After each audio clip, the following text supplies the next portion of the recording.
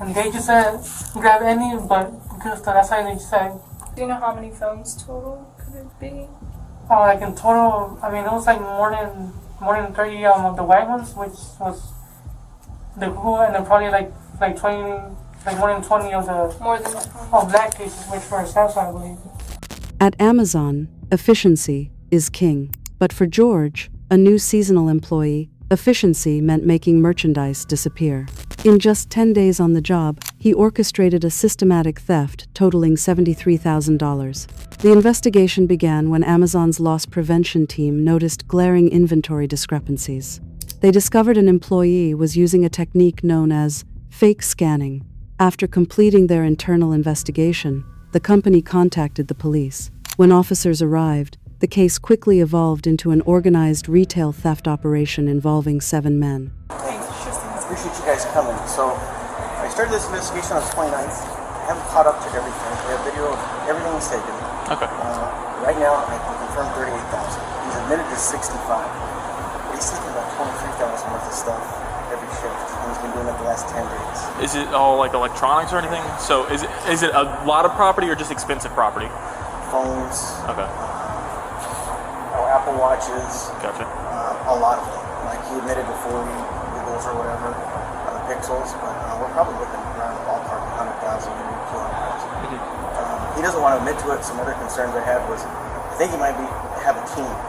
This is very odd for someone to come here in 12 days and steal that much. Yeah. He didn't want to talk about, he just came from Chicago. He didn't want to talk about his past career at Walmart doing LP. He's giving me a story that someone's forcing him into doing all this, but he doesn't know the names. He knows the description of them. He doesn't know. He knows the drop-off location here. It went from them never taking anything out of the building to, yeah, I was told to. I said, well, are you meeting up with them? I don't know. It's just not adding up. Is he a picker or the loss prevention? He's a picker. Okay. So 35,000 guaranteed, like you guys have 38, but up to 100. Yeah. Okay. He's admitting he's 65, and he's not giving me a statement as fast as I can. I have a feeling it's at his house, and I don't want him to go to his house and get rid of it. I don't know if you guys are able to get search warrants and go over there. I don't want him calling and letting anyone know that, hey, clean the house up. Yeah. If it's an organized retail group, then that's going to be really preserving evidence wherever it is at his house is important. Do you happen to have your driver's license on you right now? Yeah. What was his date of employment? You said he's seasonal? March 12th. So this is all within like a month? 10 days. 10 days? 10 working days. 10 working days. The fact that he lasted only 10 days strengthens the organized crime theory. These networks often recruit seasonal workers and instruct them to burn the position, stealing as much as possible in the shortest amount of time. The network knows the employee will eventually get caught. To them, he is simply a disposable asset. Today would have been 11. Has he worked at all today out on the floor? No. Okay. We swooped him up before he even hit the floor. This is too much. Like, that's shit. Yeah. He said he just moved from Chicago. He says he has experience in loss prevention security, but he wouldn't tell me why. How long have you guys been interviewing him today? Probably about an hour. You know, anything like that. You can sit down if you want. That's my partner Marissa. You want me to? Alright, you want to tell me what's going on, George? I mean, I believe this outside like a while ago. So I had this interaction with this group of people, right? And not to be racist, but it was just a group of black males. Okay. It was probably like more than like 5, like 6 of them, I believe. 6 of them? And he was like, oh, you have to do this? If not, right, we don't want more beef, right? But just do this. Do you remember exactly what they might have said? And that's what they said. When you say Do this, right? Do this, do that, what do you mean by that? Like, what do you mean when you get the good stuff? But when they said that, did you know what that meant? Or did you ask them, what do you mean get the good stuff? I mean, yeah, of course I did, right? So like, what's did they that? Right, of course I'm not going to be like confused, like what's that, right? The valuable stuff, that's what they said. The valuable stuff? We say, how to correctly pronounce it, of course, like, because those people that don't even have education, like, just, how to speak with, like, with coworkers or with other people. So I've been working here, like 2 weeks and a half already, and that happened, like, 2 days after my first day. Okay. And you were going to the restroom and you bumped into them? And that was, yes. So after they told you get the stuff, did they threaten you? Did they? Yes. I mean, what did they say? That was the first thing they said. What did they say when they threatened you? Like, do it. I'm like, why would I? George presented a version of events that sounded almost cinematic. He claimed that near the restroom area, he was approached by a group of 6 men who allegedly coerced him into stealing, threatening him with problems if he refused.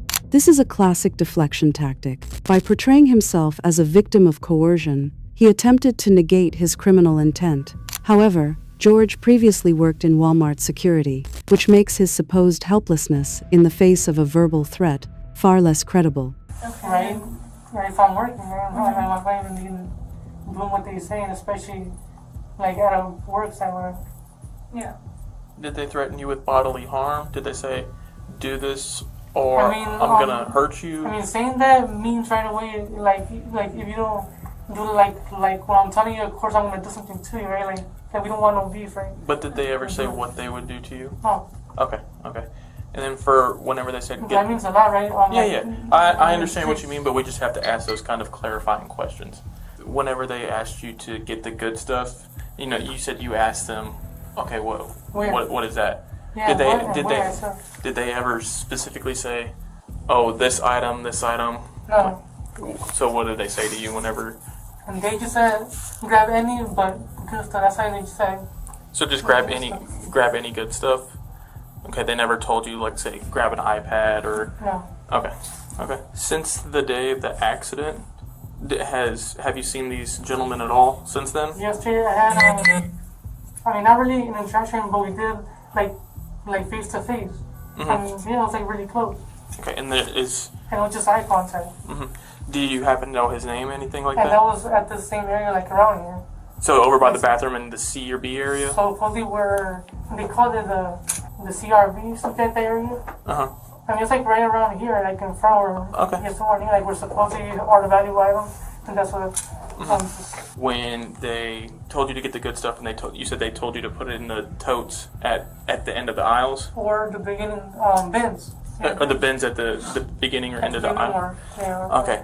Do you know what items you took? I mean, yeah, phones. What kind of phones? Like iPhones? No, Samsungs? I do remember some white boxes which were like our Google ones. Okay, Google phones. Do you know how many? And then Samsung for it, but I believe like no Apple. Because I know. Okay, do you know how many phones total could it be? Like in total, I mean it was like more than 30 of the white ones, which was the Google, and then probably like 20. Like more than 20 of the black cases, which were Samsung, I believe. So you would say total of 25 phones? 30 Google and then 20 Samsung? Yes. And you said more than 30 Google and more than 20 Samsung? Yes, In 10 days, a typical employee earns roughly $1,200 to $1,500. George, meanwhile, generated $73,000 in losses. Amazon is known for tracking employee productivity down to the millisecond. George used that same efficiency to optimize his theft, moving 50 to 60 high-end smartphones out of the facility in such a short period without triggering security alarms required a deep understanding of camera, blind spots, and vulnerabilities in the WMS warehouse management system. Like way more than 50, like 55, 50 something around there. Okay. Do you know what the approximate cost of a Google phone, one of those Google phones, is by itself? Okay. How much do you know offhand? About more than $500 plus taxes. I'm sorry. How much? More than $500. 500. Yeah, with taxes, yeah, with like 6. 500 to 600. Okay. And what about the Samsungs? Those will cost like 200 more than the. So we're looking 700 to 900. Yes. What other stuff besides phones? I just remember about those. So it was just phones, nothing else? Did any of the phones ever leave the building with you? About 5 times, yes. 5 times. How many phones? Like 15, 20. So 15 or 20 phones left the building with you? About 15, yes. Okay, and that's over 5 times or each? No, 5 times. Yeah, it's like 15 through 20. 15 through 20. So they would follow you? Yeah. Where would they follow you to? Just down the road, I mean. So down the road, and then you would stop down the road? Yeah, of course, because if they're flashing their lights and I already know what to supposedly do, When you say you know what to do when they flash their lights, is that something they instructed you to do? Yeah. Or something? Okay. I mean, yeah, that or they would honk like on like 3 or 4 times, like just for me, like just stop now, of course. And then you just pull over to the side of the road. He was able to describe precise drop-off locations and headlight signals used on the road, suggesting premeditated planning rather than panic-driven compliance. Officers noted that, while he was trembling, they interpreted this as consciousness of guilt regarding the legal consequences, not fear of his alleged attackers. Did they give you the instructions on like, hey, when we flash our lights at you, pull over? And that was at the first interaction when I just... That first interaction? Yeah, of course, 'cause that's where it started. Like, it was a problem. And they specifically said the Google and Samsung phones, or Get phones. And that, just get phones? Get phones. Okay, Or other good stuff, but get phones, that's what he said. okay. So they said, or other good stuff? Okay, did they ever clarify on what or other good stuff was? Okay, did you ever take any other good stuff or any other valuables, anything like that? And they were driving a blue Mercury or Oldsmobile, an older style vehicle. What do you drive by Like a chance? name. Oh, I drive a white Durango. A white Durango. Can we confirm the value of those Samsung or Google phones? So the Samsungs are $12.99. $12.99. The Googles are $9.99. So he said greater than 30 of the Google phones and greater than 20 of the Samsung phones. Would you be willing to write everything that you've kind of told us down on a piece of paper for us and on one of our statement sheets? Be as clear and put as much information in there as you can from the very beginning to the very end, including the number of phones that were, relocated to your vehicle, the number of phones that were relocated to the ends of the aisles, the types of phones and stuff like that. If you can remember dates and stuff like that, that's all good information, okay? What he's saying is over 30 Google phones, which are valued at $999, over 20 Samsung phones that are valued at $1,300.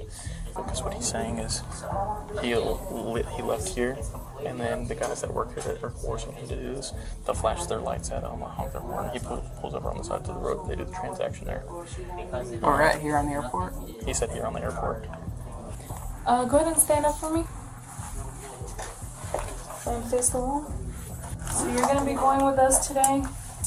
Just do me a favor and go ahead and place your hands behind your back, okay? So right now you're being placed under arrest for the theft, okay? You're gonna be coming with us. Anything else we need while we're in? No, Thank you so much. Thank you guys. Big help. Do you have? Yes, I gave it to Officer Shoemate. You got all their stuff. Yes. Thank you. Have a good night. And George, so you're gonna be put on suspension too at work, okay? So you can't come back. But it's gonna be paid suspension, all right? And then they'll reach out to you, okay? Reach out. According to the National Retail Federation, NRF, employee theft accounts for about 29% of total retail shrink. In 2022, overall losses from retail crime reached $112.1 billion. Seasonal employees like George are statistically more likely to be involved in hit-and-run theft schemes because they have little long-term stake in the company. Potential charges: grand theft, high-value property. Potential sentence: 2 to 10 years in state prison. Fines: up to $10,000 plus full restitution. Inside a high-tech distribution center, every movement becomes data. George underestimated the power of modern surveillance and AI-driven forensics and ended up in handcuffs. Subscribe for more content.